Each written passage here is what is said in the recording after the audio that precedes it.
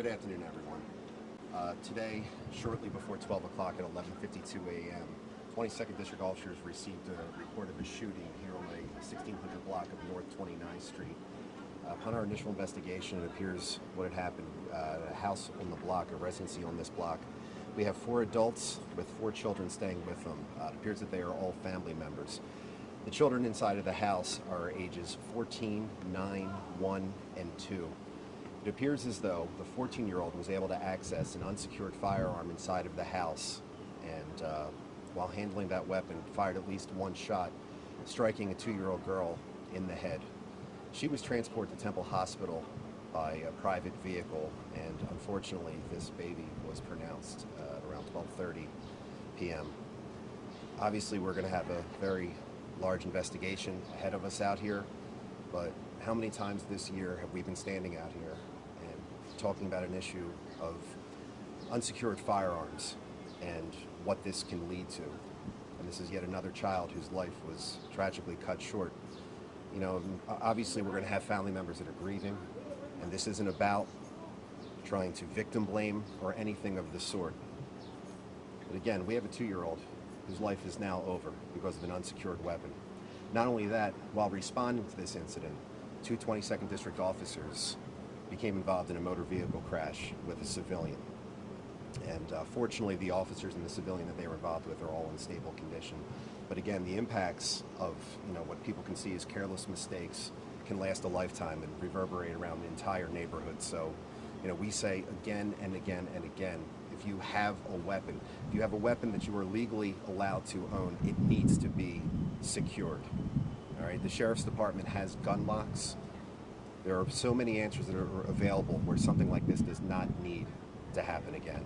Take any questions that you have, but please understand Any it's very idea how early. the 14-year-old got a hold of the gun, where it was in the house? We don't have that at this time, but what we do know is the shooting occurred in one of the upstairs bedrooms. Who owns the gun? We're still investigating that right now, but it appears as though at least one of the adults inside of the house is aware of the presence of the weapon. And just to clarify, the kids are cousins. We believe so. That's they're not brother or that's sister? what we're working on right now. But yeah, we believe that these children are cousins. What brings this an accident at this point? It doesn't appear that there was any kind of malicious intent or anything of that sort. But we talk about accidents and culpability and everything else, and when we have a weapon that is left unsecure inside of a house where a 14-year-old can get a hold of it and shoot, I mean anyone, let alone a baby. I'm going to refrain from saying anything else on that. We know it was not secured, but was it legally owned by whoever? That's still going to be part of the investigation. Like I said, at least one of the adults inside of the house seems to have claimed knowledge of this weapon. You said the 14-year-old's disabled? We're not going to comment on the 14-year-old. The residents' neighbors obviously very upset. It sounds like some of them may have even seen something. Can you kind of tell us how the scene and the response played out? I mean, obviously, yeah, we're gonna have to talk to. There was witnesses that were outside. It appears the shooting again happened in an upstairs bedroom, and one of the adults inside of the house came outside with the child after the child had been shot, and there may have been witnesses outside that had seen that. And again, this is where folks live. There's people out here on the block. I mean, again, we haven't spoken to many of them yet. I'm sure folks in the neighborhood know these children and are aware. Not that there's an unsecured weapon inside of the house, but they see these kids every day, and this is something that's going to have to be explained to the neighbors. It's going to have to be explained to their children. And again, this isn't about finger pointing. That's not what we're trying to do out here. But again, how many times have we done this year? What charges could either the 14-year-old or the owner of the gun face? I don't really want to speculate on that right now, but we have had situations in the past where at a minimum endangering the welfare of a child has gone out there, but we don't want to speculate too much further. Again, we need to find out what the status of the weapon is, where exactly the weapon was, and all these circumstances behind it. And without finger pointing or victim blaming, in situations like this, I'm sure there's a lot of panic in response to an incident like this. Does that ever delay in the call time or alerting you guys about the situation? Was that the case here?